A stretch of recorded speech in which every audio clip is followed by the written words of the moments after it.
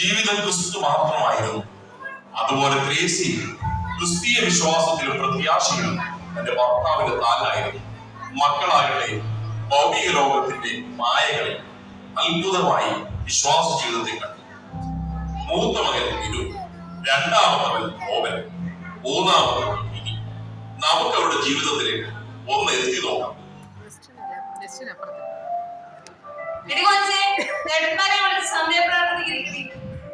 എന്നാത്തിനാ വെച്ച് ബഹളം വെക്കുന്നേ? ഞങ്ങളത് വരാം. അപ്പനെ കാണുമ്പോൾ അവിടെ ഒരു പൂച്ചയാ, ഞാൻ വിളിക്കുമ്പോഴോ ഒരു വിലയേ ഇല്ല. അപ്പൻ വരട്ടെ അമ്മച്ചി, എന്നിട്ട് നമുക്ക് പ്രാർത്ഥിക്കാം. അപ്പനിക്ക് വരട്ടെ, ഞാൻ പറയുന്നുണ്ടടി. ഓ, അപ്പൻ ഇപ്പൊ ഞങ്ങളെ ശരിയാക്കാൻ പോവല്ലയോ? ഇങ്ങനെ നടന്നോ?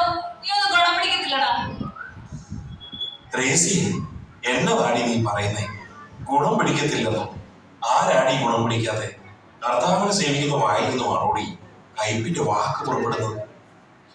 അയ്യോ അല്ല ചായ, ഈ പിള്ളേർക്കൊരു ദൈവമില്ല, അതുകൊണ്ട് ശകാരത്തിന് ഞാനങ്ങ് പറഞ്ഞു പോയത്. നമ്മുടെ മക്കള് മൂന്നും അനുഗ്രഹിക്കപ്പെടുമടി. ദൈവം അവരെ അനുഗ്രഹിക്കും. നമുക്ക് കുടുംബ പ്രാർത്ഥനയ്ക്ക് ഇരിക്കാൻ പറഞ്ഞു.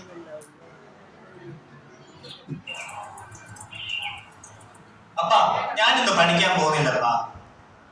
എന്നതാടാ മോനെ പോവാ കാര്യം? അപ്പാ, ഫീസ് കൊടുക്കാതെ ഞാൻ എത്ര തവണ വിളിപ്പിച്ചെന്നറിയാം. എനിക്ക് നാണക്കെടാൻ വയ്യ. മോനെ, അപ്പൻ ഉപയോഗിച്ച് പ്രാർത്ഥിക്കുവാടാ. ദൈവം അതിനുള്ള വഴി തുറക്കും. ദൈവം തരുമടാ. Fees അടക്കേണ്ട date നാളെയാപ്പാ. അപ്പൻ ഉപവസിച്ച് പ്രാർത്ഥിച്ചാൽ എവിടുന്ന് കിട്ടാനാ? വല്ല കടം മേടിച്ച് താവാ. മോനെ, കുഞ്ഞച്ചന് ഉപദേശി ഇതുവരെ ആരോടും കടം മേടിച്ചിട്ടില്ല. പക്ഷേ ദൈവം കുഞ്ഞച്ചന് വഴിയൊരുക്കാറേ ഉള്ളൂടാ. എന്തായാലും ആകട്ടെ, നാളെ എനിക്ക് ഫീസ് കൊടുത്താൽ മതി. കർത്താവേ, എനിക്കൊരു വഴിയുമില്ല, നീ തന്നെ വഴി ഒരുക്കണമെന്നാ. അമ്മച്ചിയെ, ഒരു ചായ എടുത്തേ. അലറാതിരിയടാ, എനിക്ക് രണ്ട് കയ്യേ ഉള്ളൂ. കൈയൊക്കെ ഫ്രീ ആയിട്ട് മതി അമ്മച്ചി. മോനെ ബിനു, നിന്റെ ജോലിയുടെ ഇന്റർവ്യൂ എന്നതായതാ? ഓ, അതൊക്കെ അങ്ങനെ നടക്കും. അപ്പാ, നമുക്കൊരു ബൈക്ക് വാങ്ങണം. എല്ലാവർക്കും ഉണ്ട്, നമുക്ക് മാത്രം ഒന്നുമില്ല. ഞങ്ങൾ മാത്രം സ്കൂളിലും കോളേജിലും ഒക്കെ നടന്നു പോയത്. എല്ലാവർക്കും കാറും ബൈക്കും ഒക്കെ ഉണ്ട്. എന്തിനാടാ ഇതൊക്കെ? നമുക്ക് നമ്മുടെ കർത്താവില്ലയോടാ, അത് പോരെ? നിങ്ങളുടെ ആവശ്യങ്ങളൊക്കെ അവൻ തന്റെ മഹത്വത്തിനൊത്തോളം ക്രിസ്തുയേശുവിൽ പൂർണ്ണമായി തീർത്തു തരും. വിശ്വാസത്തോടെ പ്രാർത്ഥിക്കണം മക്കളെ. എന്തു പറഞ്ഞാലും കർത്താവ് മതി. ഞങ്ങൾ ചെറുപ്പക്കാരുടെ ആവശ്യങ്ങൾ അവർക്ക് മനസ്സിലാക്കില്ല. ചായോ ഇന്നും കൂടി അരിയുള്ളൂ, നാളെ എന്നാ കൊടുക്കും? കർത്താവ് തരുമടി. കഴിഞ്ഞ 3 ദിവസമായി ഞാൻ നിലവിളിച്ചു ഉപവസിച്ചു പ്രാർത്ഥിക്കുക. തമ്പുരാൻ വഴി തുറക്കുമടി.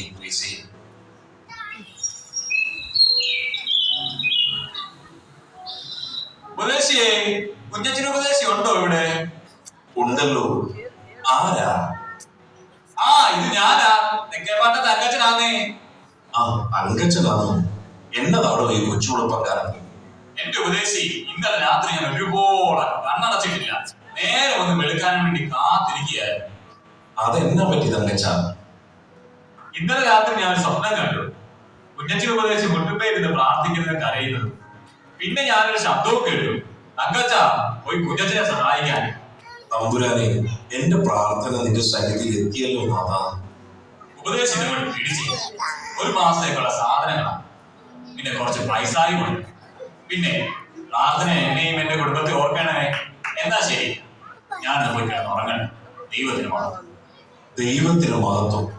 തങ്കച്ച, ദൈവം താങ്കളെയും കുടുംബത്തെയും അനുഗ്രഹിക്കട്ടെ.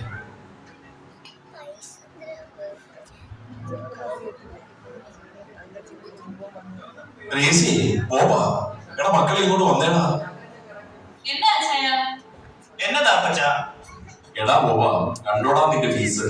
എടി ത്രേസി, നിനക്കുള്ള അരിയും സാധനങ്ങളും ഇതാ.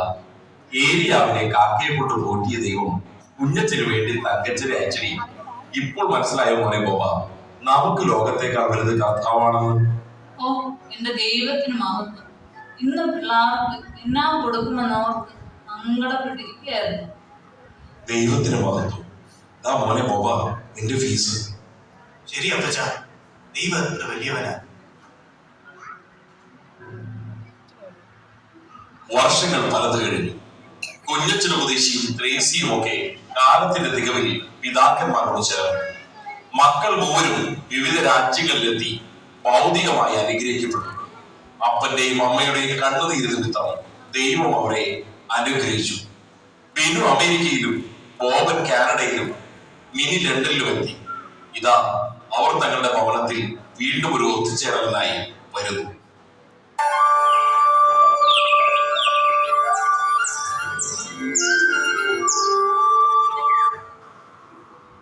എടാ മക്കളെ, നിങ്ങളൊക്കെ തടിച്ചങ്ങ് കൊഴുത്തല്ലോടാ.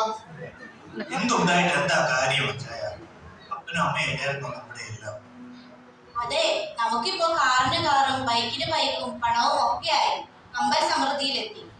ഇതിനൊക്കെ കാരണം നമ്മുടെ അപ്പന്റെയും അമ്മയുടെയും പ്രാർത്ഥന ഒന്ന് മാത്രമാണ്. സത്യമാണ്. ഞാൻ ഒരു ബൈക്കിന് വേണ്ടി അപ്പനോട് ചോദിച്ചപ്പോൾ അപ്പൻ പറഞ്ഞ വാക്ക് എപ്പോഴും എന്റെ ചെവിയിലുണ്ട്. നമുക്ക് കർത്താവില്ലേടാ, ഇത് പോരെ. എനിക്ക് എന്റെ കർത്താവിനെ മതി അച്ചായ. ഞാൻ എന്റെ ജോലിയൊക്കെ നിർത്തിയിട്ടായിരിക്കും പോകുന്നത്. എനിക്ക് എന്റെ അപ്പന്റെ ആഗ്രഹം പോലെ കർത്താവിനെ സേവിച്ചാൽ മതി. സൂസിയും പിള്ളേരും കാനഡയിൽ തന്നെ നിൽക്കുക, ഞാൻ ഇവിടെ തന്നെയാണ് കൂടെ. എന്റെ അപ്പന്റെ ഉപദേശി എന്ന വിളിപ്പേരെ ഞാൻ നിലനിർത്തും. ദൈവ അച്ചായനെ അനുഗ്രഹിക്കട്ടെ. കർത്താവിന്റെ വേലയേക്കാൾ വലിയൊരു ഉദ്യോഗം വേറെ എന്നാ ഉള്ളേ? ദൈവത്തിന് മഹത്വം. നമ്മുടെ മക്കൾ സമയത്തേക്കാൾ ഉപരി നമ്മുടെ അപ്പൻ സേവിച്ച ദൈവത്തെ സേവിക്കട്ടെ. നമുക്കും അവരെ പോലെ പ്രാർത്ഥനയിലും ഉപവാസവുമായി ഒരു വിശുദ്ധ ജീവിതം നയിച്ച് നിത്യത പ്രാപിക്കാം. ഈ കഥയിൽ നിന്ന് നിങ്ങൾക്ക് എന്ത് ഗുണപാഠമാണ് ലഭിച്ചത്? ഒരു നല്ല അപ്പനും അമ്മയ്ക്കും മാത്രമേ തങ്ങളുടെ മക്കൾക്ക് ക്രിസ്തുവിനെ വരച്ചു കാണിച്ച് മക്കളെ വളർത്താൻ കഴിയൂ. അങ്ങനെ വളരുന്ന മക്കൾക്ക് മാത്രമേ തങ്ങളുടെ ഭൗതിക നന്മകളെക്കാൾ വലുതായി ക്രിസ്തുവിനെ കാണാൻ കഴിയൂ. ദൈവം നിങ്ങളെ അനുഗ്രഹിക്കും.